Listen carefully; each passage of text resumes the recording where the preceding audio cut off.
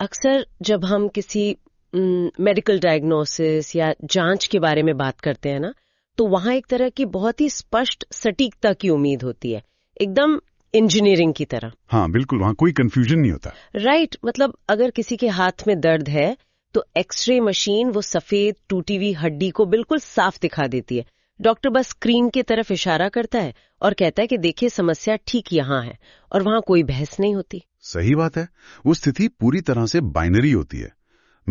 या तो हड्डी टूटी है या फिर हड्डी नहीं टूटी है। वहां व्याख्या के लिए या कह लें इंटरप्रिटेशन के लिए बहुत कम जगह होती है। बिल्कुल, और ये जो स्पष्टता है ना, ये हमें सुकून देती है।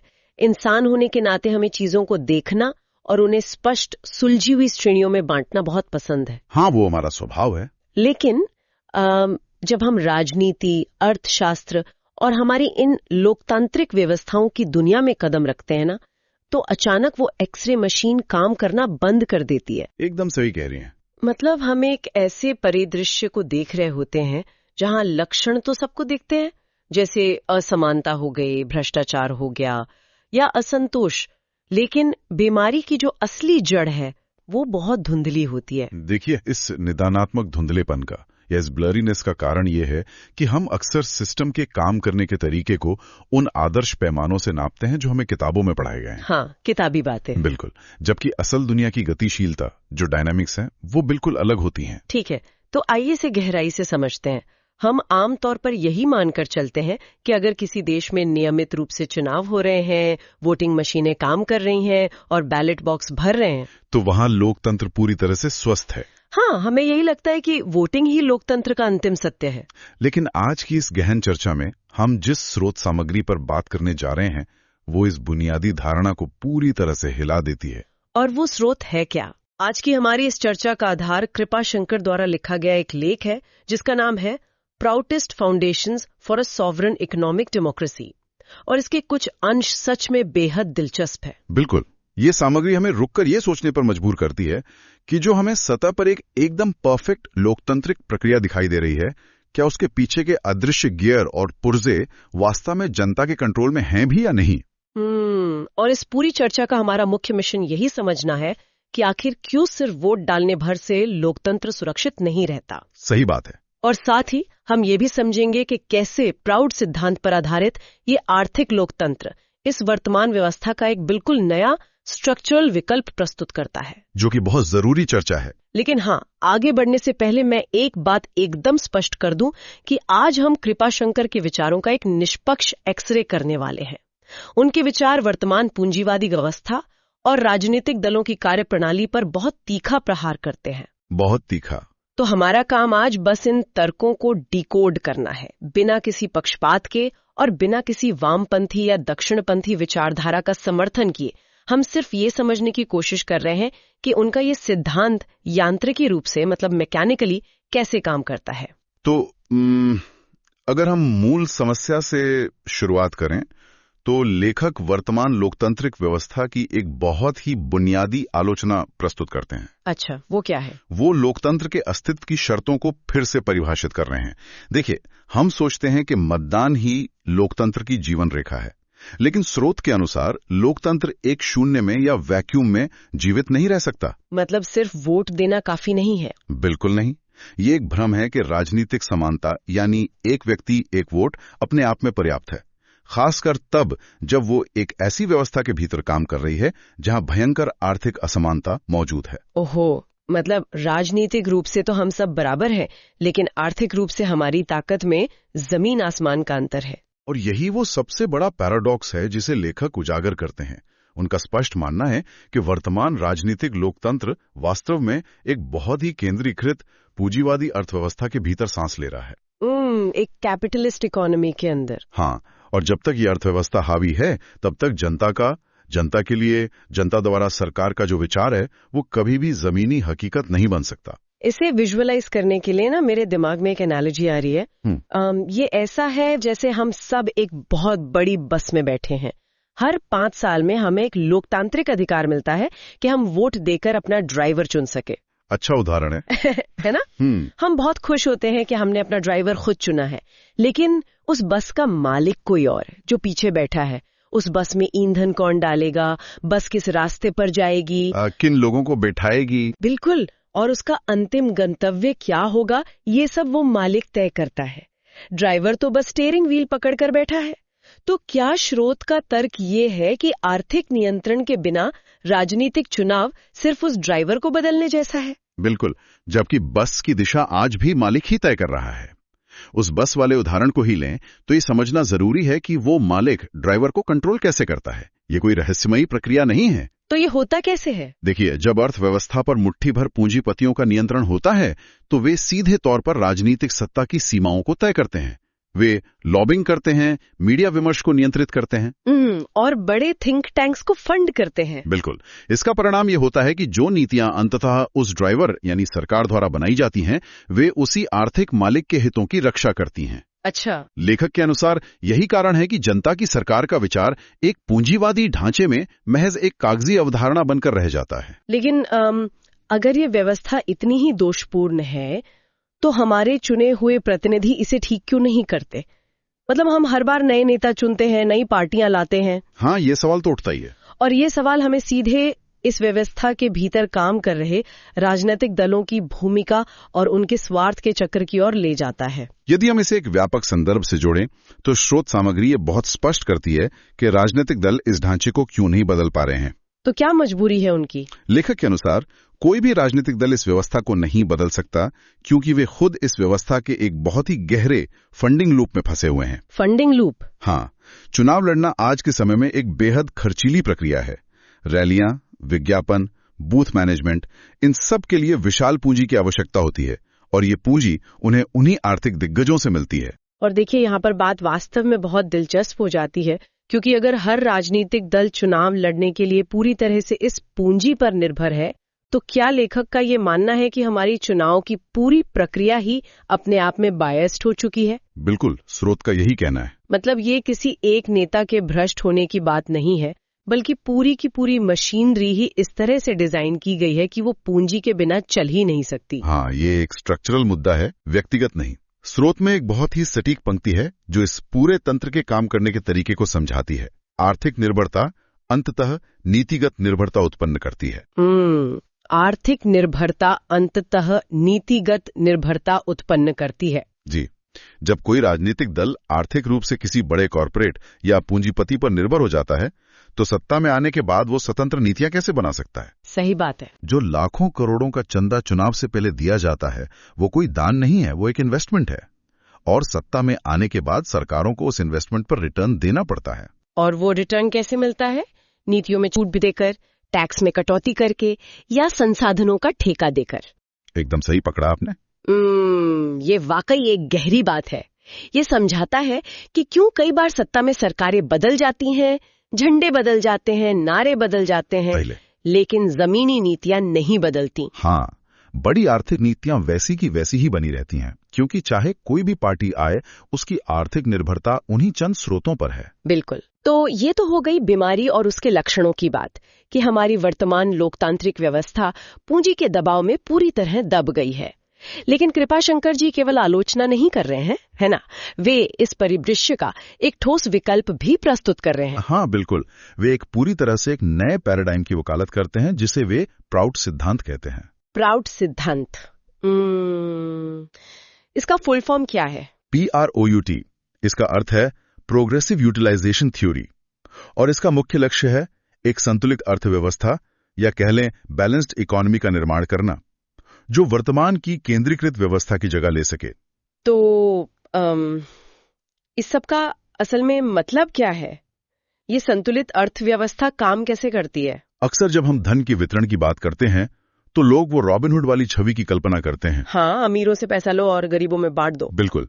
तो क्या प्राउड सिद्धांत ऐसा ही कुछ है? नहीं, प्राउड सिर्फ धन को छीनकर बांटने की बात नहीं करता, वो अर्थव्यवस्था की पूरी पाइपलाइन को ही बदलने की बात करता है। इसे हम एक सिंचाई प्रणाली या वाटरशेड के उदाहरण से समझ सकते हैं। अच्छा, वो कैसे? देखिए, वर्तमान पूंजीवादी व्यवस्था में क्या होता है, सारा पानी यानी पूंजी बहकर एक बहुत बड़े केंद्रीय बांध में जमा हो जाता है। जो लोग उस बांध के पास हैं उनके पास तो अथाह पानी है। और जो निचले इलाकों के किसान हैं वो बूंद बूंद को तरस रहे हैं। बिल्कुल। फिर सरकारें कभी कभार उस बांध से थोड़ा पानी छोड़ देती हैं, जिसे वे कल्याणकारी योजनाएं या सब्सिडी कहती हैं। जो कि बहुत ही अस्थायी समाधान है। मतलब असली समस्या तो वहीं की वहीं है। एकदम सही। प्राउड सिद्धांत कहता है कि हमें उस एक विशाल बांध की जरूरत ही नहीं है। इसके बजाय ये आर्थिक विकेंद्रीकरण या इकोनॉमिक डिसेंट्रलाइजेशन की बात करता है। अच्छा, तो बांध की जगह क्या होगा? यानी हर गांव, हर ब्लॉक में छोटे छोटे चेक डैम और नहरें हों। मैकेनिकली इसका अर्थ है कि कच्चे माल की प्रोसेसिंग वहीं होनी चाहिए जहां वो पैदा होता है। मतलब अगर किसी इलाके में कपास उगता है तो उसका कपड़ा बनाने की मिल भी उसी इलाके में होनी चाहिए। बिल्कुल, ना कि कच्चा माल हजारों किलोमीटर दूर किसी बड़े उद्योगपति के कारखाने में जाए और वहां से मुनाफा बनकर वापस आए।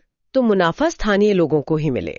हाँ, प्राउड सहकारी समितियों यानी कोऑपरेटिव्स के माध्यम से उद्योगों को चलाने की वकालत करता है, ताकि मुनाफे का रिसाव बाहर ना हो, बल्कि वो पूंजी उसी स्थानीय समुदाय में घूमती रहे।